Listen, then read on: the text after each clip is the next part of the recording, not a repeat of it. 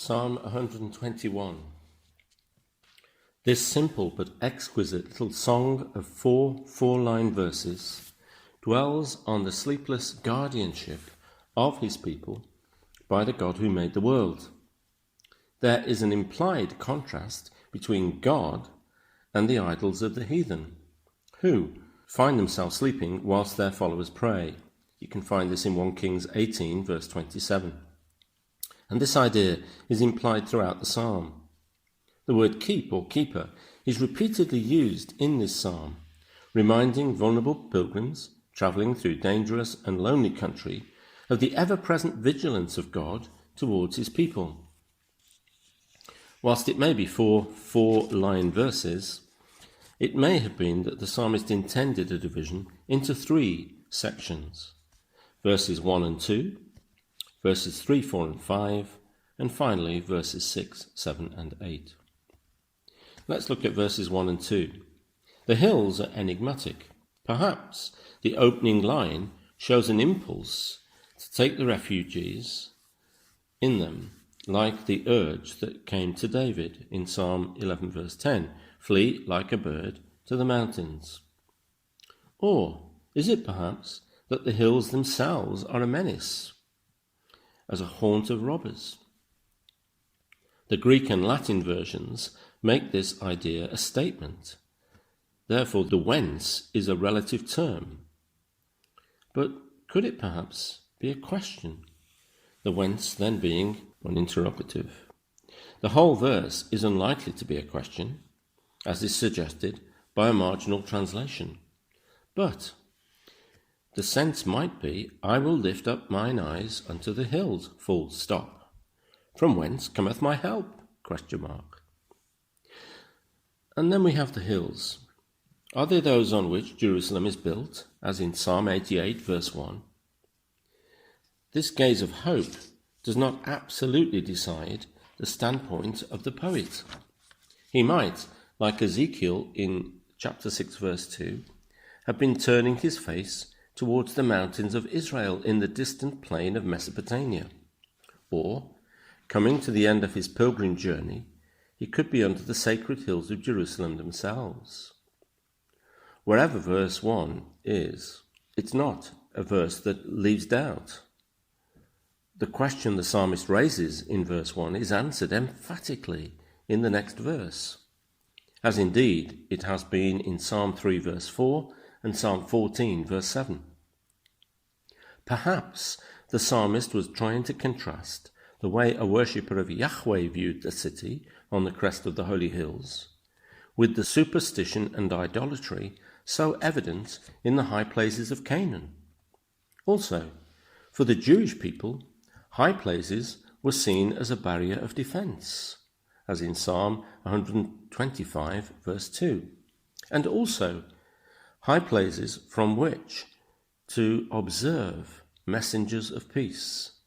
That understanding can be found in 1 Samuel 52 verse 7 and Nahum 1 verse 15.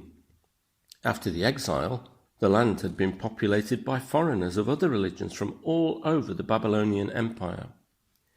To such a multicultural society, very much like our own, the high places offered answers to problems. They offered remedies for ills. They offered protections, insurances. In fact, quick fixes for all sorts of issues. In an ever more godless land, Persia, Nehemiah had prayed to the God of heaven. That prayer is seen in Nehemiah 2 verse 4. This is a far greater deity than the God of the hills. In his book, with the gracious hand of God upon him, the people looked away from the hills to the Lord, who is, of course, the maker of heaven and earth. Verse 2.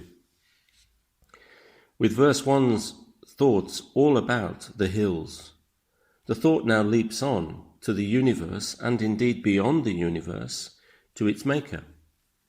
Here is living hope, primary, personal, wise and immeasurable. The style of God as maker of heaven and earth is a peculiarity of the Psalms, and almost certainly is used post the exile. It shows the contrast between God, the Creator, and heathenism. And it's clear that this impressed itself upon the Hebrew mind. God's creative activity proved to them that he was real, as we find in Jeremiah chapter 10, verse 11. Verses 3 to 5. The rest of the psalm leads into an ever-expanding circle of promise, all in terms of he and you, both of which are singular, not plural. Another voice seems to answer the pilgrims at this point in his singing, and another verse, verse 4. Or the whole song is an individual utterance, and the dialogue is internal. It's the poet's mind-eye, as in Psalm 42, verse 5. In verse 3, the not is not a simple negative. The Hebrew understanding would be, may he not suffer. Verse 4 shows that the you, although singular, refers to the people of Israel, the nation. So the not is more of a wish, to be answered by the ringing confidence of verse 4 and all that follows it. May he not let your foot be moved. May he not slumber. So moving to verse 4. It's in this verse that the wish of verse 3 is answered. Look, he who keeps Israel neither slumbers nor sleep. Slumber nor sleep. The repetition of slumber and the addition to it of sleep offers a good example of the step-like style supposed by some scholars to give rise to these songs of ascents or steps. But there is no climax in the force of the two words, slumber and sleep. If anything, the former is the stronger. It is used in Psalm 76 verse 5 of the slumber of death. 3 times in verses 3 and 4, God is referred to as the one, the he who acts as a guardian. And as verses 3 to 5 show, 5 times he is called to be guardian over you, whoever the you may be, perhaps the author, the singer, the listener, or indeed the reader. Let's move to verse 5. Now God's protective power is made evident, and the privilege it affords to Israel, the individual and himself, is very clearly seen. It begins where he is now, out on his journey, looking at the hills. The Lord is closer, overshadowing them, close to them, and his protection is as refreshing as it is complete. Note the word your keeper, how the prominent word keeper is caught up from verse 4. Keeps Israel, and then amplified, and then repeated and amplified in verses 7 and 8, where the word preserve should be more correctly keep. Let's look at shade. This is an image of protection, and very welcome given the heat of the sun in the Middle East. We see that referred to in Numbers 14 verse 9, Psalm 91 verse 1, and Isaiah 2 places 25 verse 4 and 32 verse 2. Let's look at the phrase upon your right hand. Some combine this with the figure of the shadow and think that the psalmist here is alluding to the south or the sunny side. But this is poetic. Here, as so often, we see a confused combining of metaphors. In several places, the Psalms portray the figure of God as the right-hand comrade in war, a protection to the unshielded side, assuming that in his protection, victory is assured because the battle belongs to the Lord.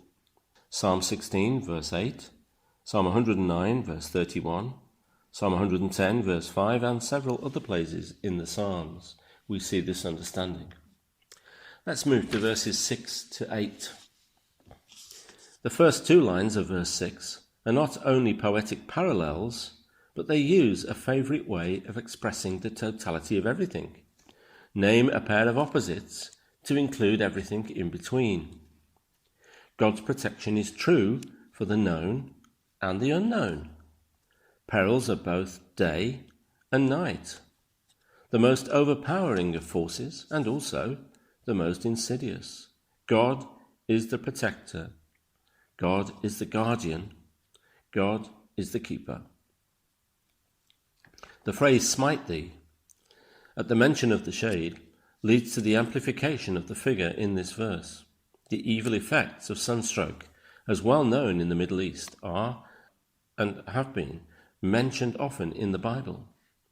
1 Kings 4 verse 18 and 20, Jonah, the classic, really, Jonah chapter 4, where he looks for shade and it disappears.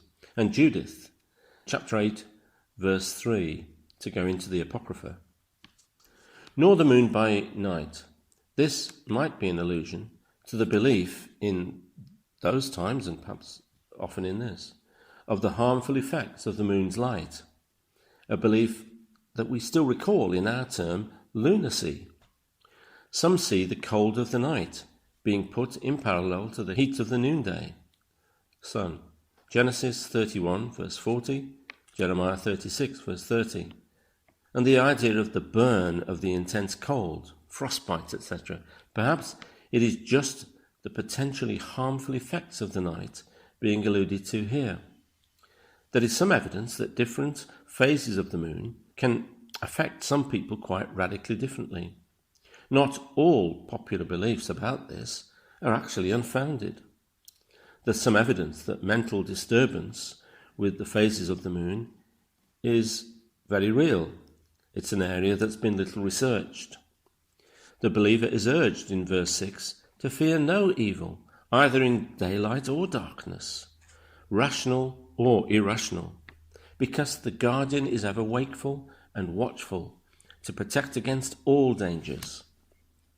Of course, we have to add to this the dimension of the belief in sun and moon gods, which was prevailing while these lines were being written. Verse 7.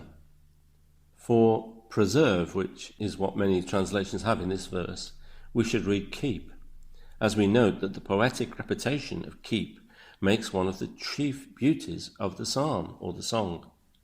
God's promise of protection moves on from the pilgrim's immediate preoccupations to cover the whole of existence. As other scriptures remind us, to keep from all evil is not to lead a cushioned life.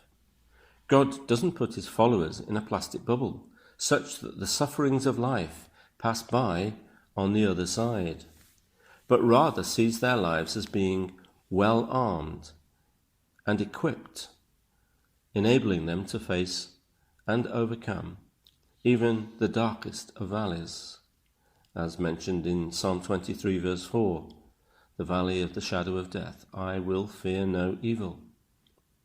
The two halves of verse 7 can be compared with Luke 21 verses 8 and following, where God's minutest care, not a hair of your head will perish, and his servant's deepest fulfillment, you will win true life, are promised in the same breath as the prospect of howling, ow, and martyrdom.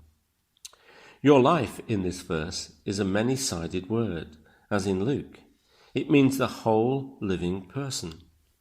Our Lord enriched the concept of keeping and losing by his teaching on self-giving and self-love. A reference to that would be John 12, verses 24 and following. So we come to the final verse, verse 8.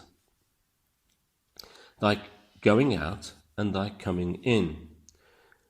This phrase reinforces the idea of the whole of life and living. It's worth comparing this verse to Deuteronomy 28 verse 6 and the prayer of Paul, which can be found in 1 Thessalonians 5 verse 23.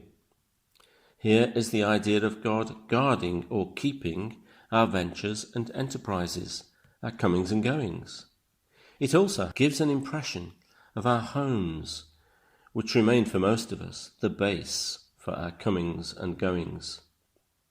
These goings and comings, by a different association of this pair of verbs, may be, perhaps, even alluding to the dawn and sunset of our days.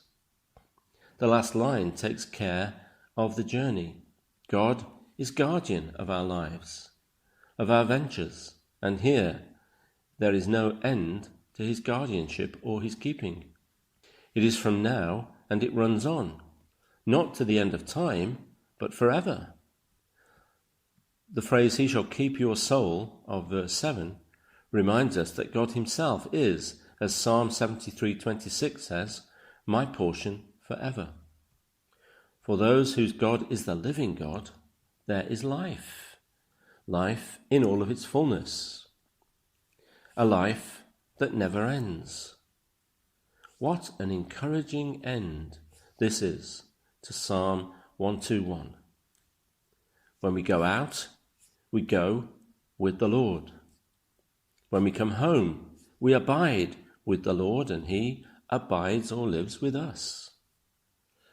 He does that now, but he does it forever, now and forever. Amen.